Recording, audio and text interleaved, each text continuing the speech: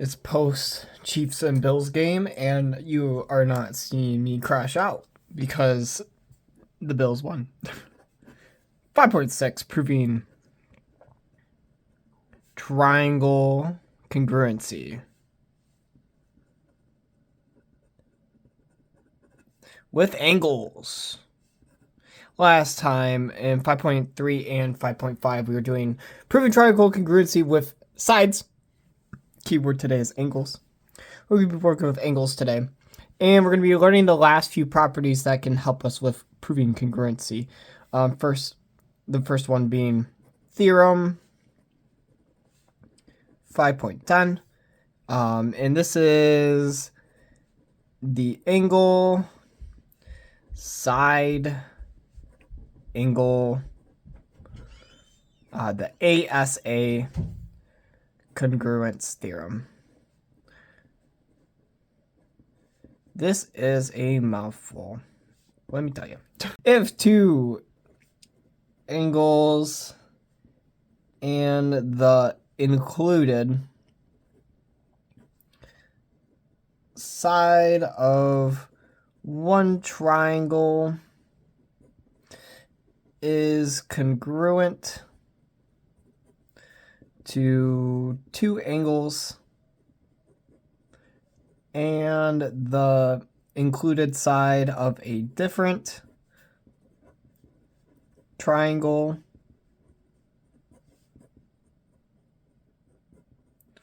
then the two triangles are congruent. It feels like for the last few days I've been saying the same thing over and over again. But that's just how these are structured wordly. How the words are structured for these. Unfortunately. So, as always, we shall be drawing some figures to go along with them. Call this A, B, C, D, E, F. We'll say we have an angle here. We'll have an angle up here.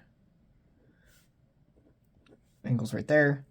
And we'll have a side right here. And we can make this into a formal statement, like if angle A is congruent to angle D, if our segment AB is congruent to our segment DE, and if our angle B is congruent to our angle E, then triangle ABC is congruent to our triangle DEF by angle, side, angle. In our proofs, we write it as ASA. Notice how this time, compared to like side, angle, side, our side is in the middle, sandwiched between two angles. So side has to be, wait, wrong. Don't. Disregard that. Disregard that. Disregard that. Disregard that. I'm looking like right at the next theorem. What I was about to say does not line up with what I was about to say. All right. For side, angle, side. Wait. Side angle. Nope. For angle, side, angle. The side needs to be in the middle. Oh, man. It is late. All right. That's our first one. Just take note, angle, side sandwiched in between to make this one work. The reason why I didn't finish what I was saying was because of theorem 511. The angle, side congruence theorem. Notice how, what? Oh my God. Congruence. The finger is in the way. Congruence theorem. Notice how this is AAS. I was about to say you can't have S on the outside. No, you can, because that's what this theorem tells us. So, good thing I looked at my paper right as I was saying that statement that I was about to craft up. So, yes. Or I guess I should like circle it and bold it for a second. AAS to get this in my head. So I guess note that if the S is on the outside, completely different statement. Just take note of that. So we'll write it out. So if two angles and a non-included side of a triangle is congruent to two angles and a non-included side of a different triangle,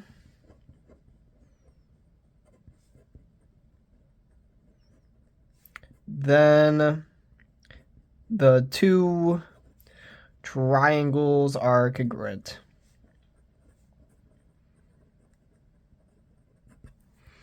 So, like we just did beforehand, drawing a picture always helps us. Let's call this A, B, C, D, E, F. I'll actually use a different color for marking out my angles. Let's say we have that, and I'll have, I just marked B, crap. I wanted to, mark C instead, but I guess we're gonna mark B instead. And I will have these sides be congruent with each other. So, writing out it as a more formally statement, if we have angle A be congruent to angle D, if angle B is congruent to angle E, and if our segment BC is congruent to our segment EF, then our triangle ABC is congruent to our triangle DEF by angle side. That's how we're going to write it in our proofs. AAS. Yep. Yeah. These are our two new congruency statements that we are going to be working with. And that is the only two that we are adding on. These are the last two congruency statements that we are adding to our arsenal. So just a quick recap on them, I guess. Go a squiggly line. We're going to mark out what works and what doesn't. So congruency, shortcuts, no using. That's what this side is. You cannot use it on this side. You can use on this side. There's a few that we can use. And this is going to stem back from all, we're just listing out all of them that we know. With side being one of them, we can use side. With 2, we can use side, angle, side. Remember having the angle sandwiched in the middle. And 3, we can use the hypotenuse-like congruence theorem, which is the special right triangle one that we can use. Number 4, that's when we're starting to work with this stuff. We have ASA, angle, side, angle, and we have angle, side. These are the statements that we can use for our proofs. These statements are the only ones. The only 5 that we can use. The ones that we cannot use, the ones that do not work, is SSA and angle. We did not touch upon angle. In the video notes for 5.3.5.5, I kind of harped on it a little bit, but in a grander scheme, I'll give like a tiny proof on it. I'm going to give an example why angle doesn't work and you can't use it. So let's say I have some equilateral triangles, and as we know about those, congruency with the angles on the inside, all of them are 60. So angles are all 60 degrees. I just want to note that out there just so we know. So all the angles are congruent, which makes it seemed like AAA is congruent. Like, it works for these two triangles. But if we have all the angles congruent with each other, that means all the sides have to be congruent too, because we're stating that these two triangles are congruent to each other. Let's just say this side is 5 inches. This side is 10 inches. 5 does not equal 10. So we can't use this. It's not right. They're not the same size. Think of this as like, you could kind of relate it back to like when we did like rigid motion stuff. It's not the same. Like the figure doesn't hold. So angle doesn't work. And we all know ASA doesn't work either. We know that quite well.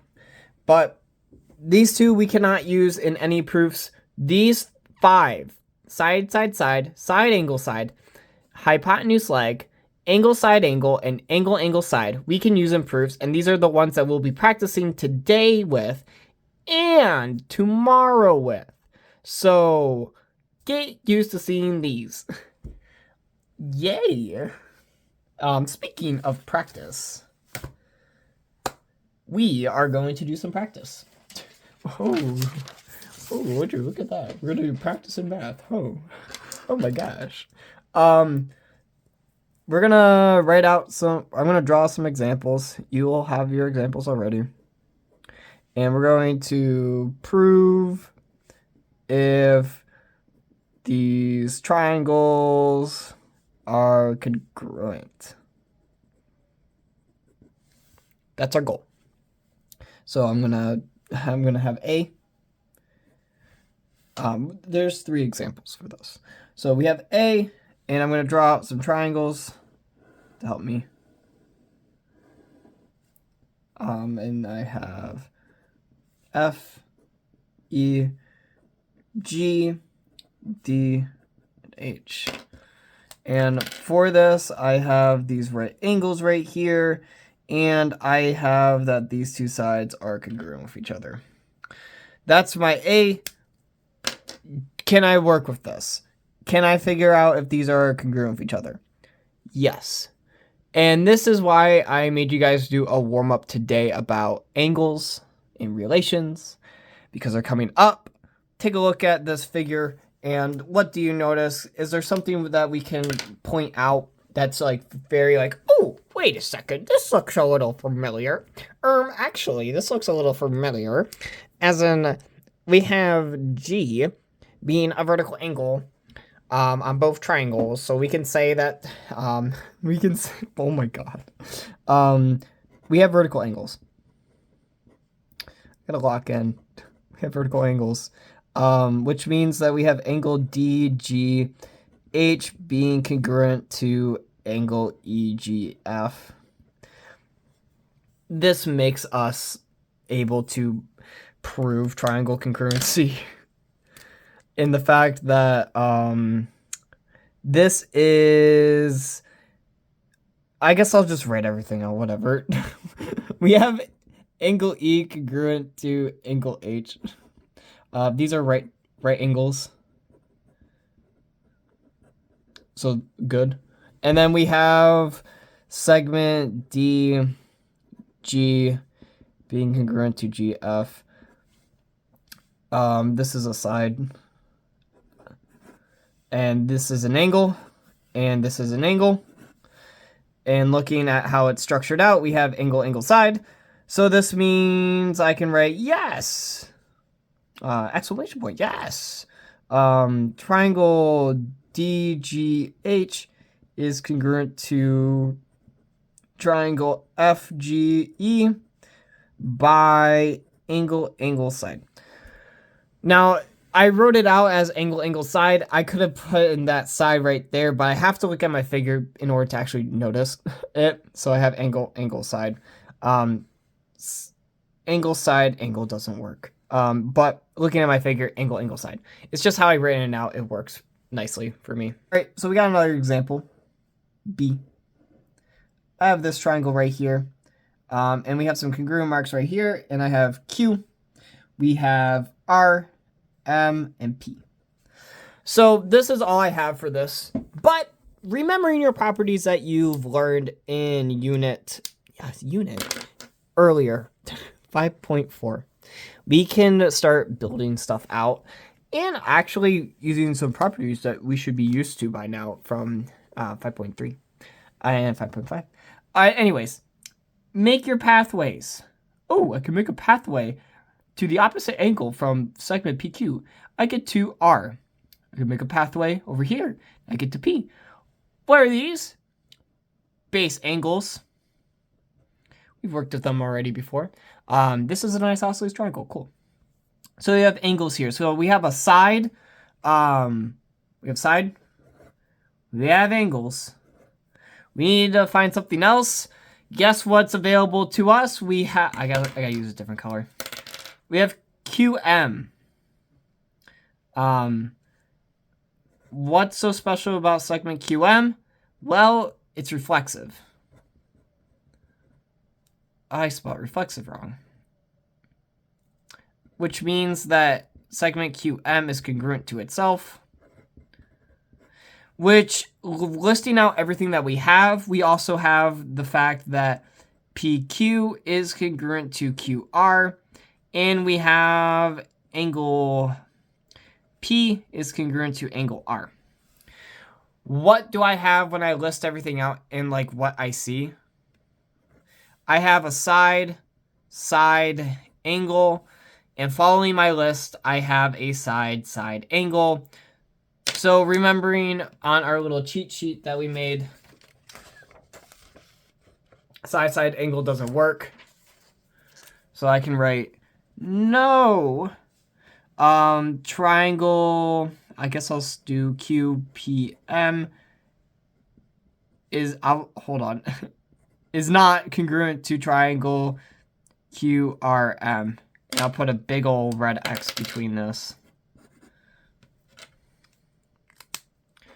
And I'll give my reasoning. It had SSA. All right, cool. Those are two examples that we're doing. And then we're going to go into an actual proof of doing stuff. So we're going to prove the following statement.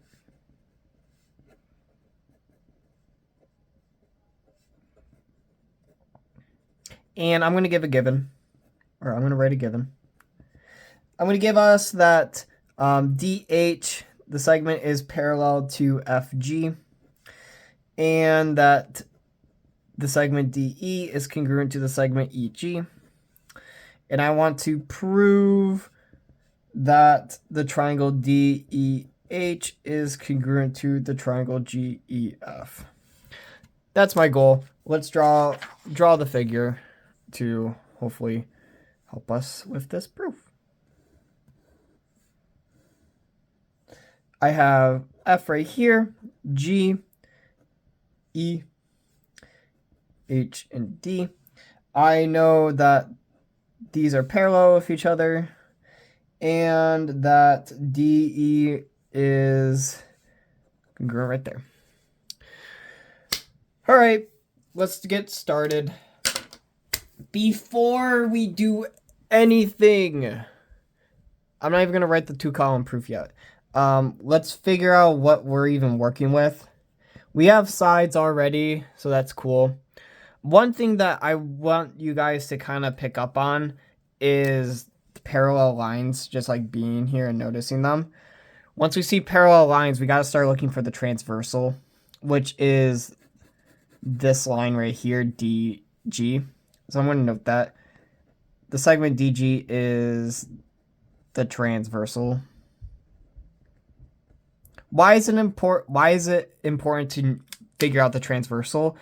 That's going to help us figure out angle relations, and it's going to help us further down the line. In our case, because we have a transversal going down the middle, we can start making the claim that this angle D and angle G are congruent with each other because of alternate interior angles. So I can write that angle D is congruent to angle G by alt interior angles. And noticing another angle relation down here, I have that angle E spans on both. It reflects vertical angles. So I can write that angle DEH is congruent to angle GEF, and that's a vertical angle. Good to know. All right, so I can start writing out a proof. And there's two ways of doing this one. I did it one way.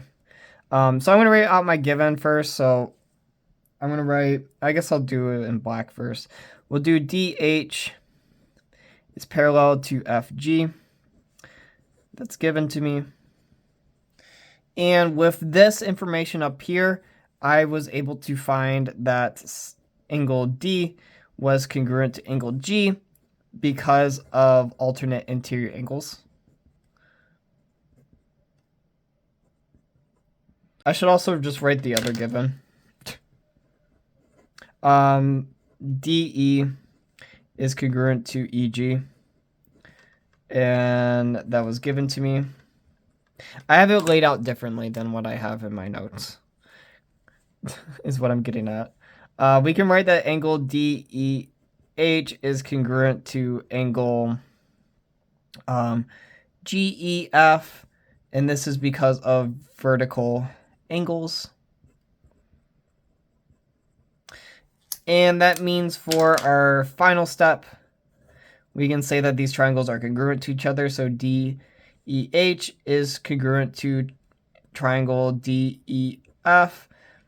And this is by boom, boom, boom. Looking at what I have in my figure, we have angle, side, angle. So my final statement is angle, side, angle. Cool. There's a different way of doing this. I did it one way because I used vertical angles here. Different way of looking at it. You want to do it? All right, let's go. So looking at what I have right now, I have that these two, we have a transversal right here.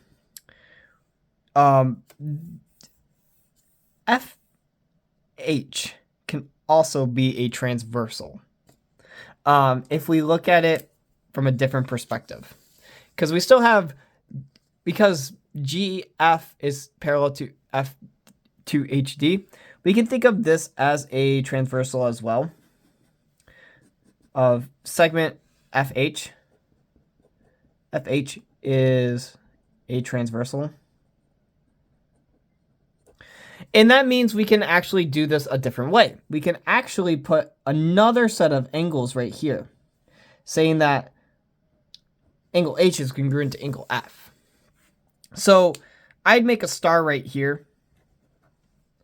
And we're going to be changing 4 through 5, or 4 and 5 for a second, because we can do this final step of the proof of way different, saying that angle H is congruent to angle F. And this would be because of alternate interior angles. And that would give us still triangle DEH is congruent to triangle GEF. But instead of it being angle side angle, it would instead be angle side. Angle side. Now you could have done it.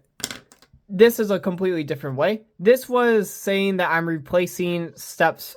I'm replacing those two steps with this up here. That's what I did. You could also replace this angle step. You don't need this right here at all. You don't need step 2. And if I got rid of that, I'd also get rid of this. We don't need step 2 or 5. This could also work too, being a proof. This is just to show different ways of doing it. Pick whichever way you like. Pick what's easy first. I think that this way was the easiest one to do first, because vertical angle screams at me when I look at this picture like right away, which is why I chose to do vertical angles, because it screamed at me. It's like, hey, pick me, pick me, pick me. I was like, okay, calm down. I'll pick you. And that's what I did. Last one And then we're done. This time, I am actually going to set us a requirement. We are going to use angle side to prove the statement. This time I'm not going to deviate off the pathway. We're going to fully follow it. So I'm writing down, oh, that's B, not E. Oops. We have AD parallel to EC, and segment BD is congruent to segment BC. Now, looking at the figure I'm about to draw. Oh, wait, hold on. I gotta say my proven, or what I am going to prove. Proving that triangle ABD is congruent to triangle EBC. Right. Hey, that's pretty good. Nope, that's a D. B's in the middle. C's up top, E's at the bottom. Okay. That's a triangle that we have. Do I have any congruent markings on it? I have these right here, and I have parallel lines right here. Okie dokie, artichoke. Let's get working. So I have to prove angle side. It's in my title. I have to prove it that way. So let's just start working our way around the graph. Let's start working our way around the figure to figure out what we can work with. Again, what is screaming at you right? Oh, I'm clapping. What's screaming at you right away? Vertical angles is screaming at me. B is looking mighty fantastic right here. So I'm going to put some congruent marks right here. And I'm going to make a little arrow going down and say, hey, angle ABD is congruent to angle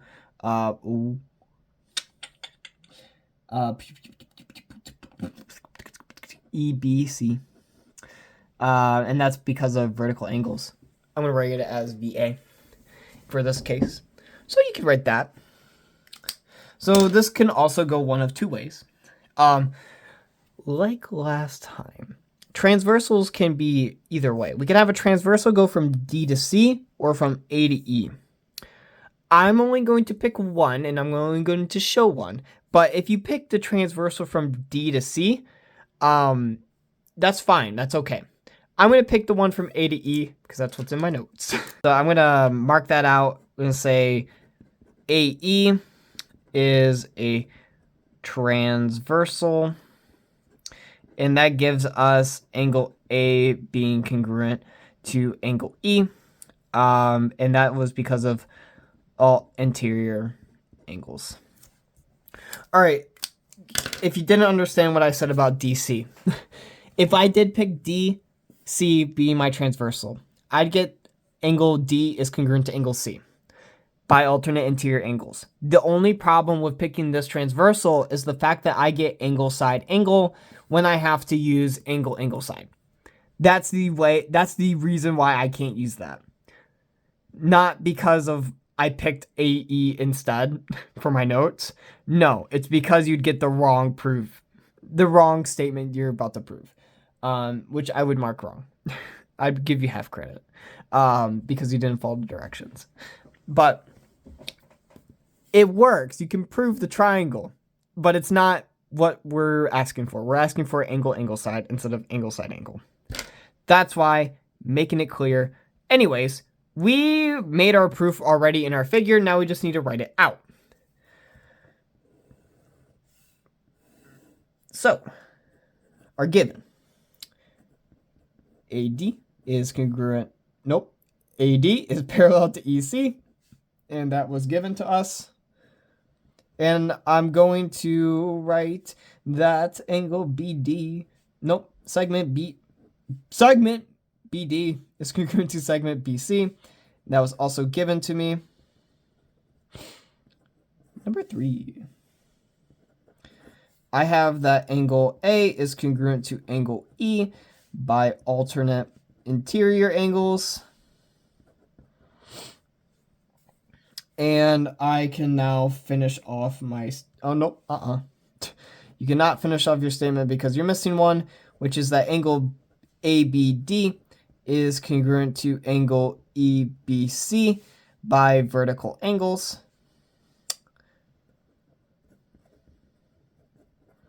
And then for 5, now I can finish it off.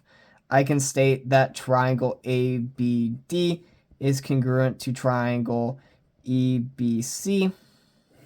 And that was by angle side. Picking apart my proof, I can say that this is my side, this is my angle, and this is my angle. I guess, note, hold on. Note on AAS, it can be written as SAA. That works too. Because it's symmetric. Symmetric property with switching that order around. That's okay. It can be side, angle, angle. Just like we do SSA being AS. You can do SAA. It'd be okay. But that's your proof. Keynote on this, and I harped on it a lot today, is the fact that don't look at your proofs right away. Don't look/work on proofs right away. Take a look at your figure and try to work a way to make the triangles congruent with, and I'll list all the ones off with side, side, side, side, angle, side, hypotenuse, leg, angle, side, angle, and angle, angle, side. Just like how we did example 3 with not even worrying about making the 2-column proof right away. Build your congruencies with your properties. Figure out as much information as you can. And then take the data, take the information you need to make your proof. Again, I don't know. Okay, first, here's some lore drop. On your test, you are going to be doing 2-column proofs. So doing the option of a flowchart doesn't work. If a flowchart seems easier for you to do. And remember, flowchart proofs and 2-column proofs give the same information. If you need to, write the flowchart proof and then make it into a 2-column. Go back to lesson 2.6, I believe. That's when we do flowchart proofs. I feel like flowchart proofs are easier to do. And honestly, what I just did up here is a flowchart proof. It's just not nicely done. Because I proved that I have everything. All the information that I need is up here. If I put it into a nice package, it could be a flowchart proof. I put it in a nice package down here. Do this. So, key point of what this means. Do this. Do your proof. Use your angle relations. Use your relations that you know with side, side, side, all that stuff. And get your proof worked. Get everything you need to prove your statement up here. In your figure. Prove your statement in your figure. Take your information, plot it down here. I think that would be a lot easier for you guys to do than looking at that 2-column proof right away.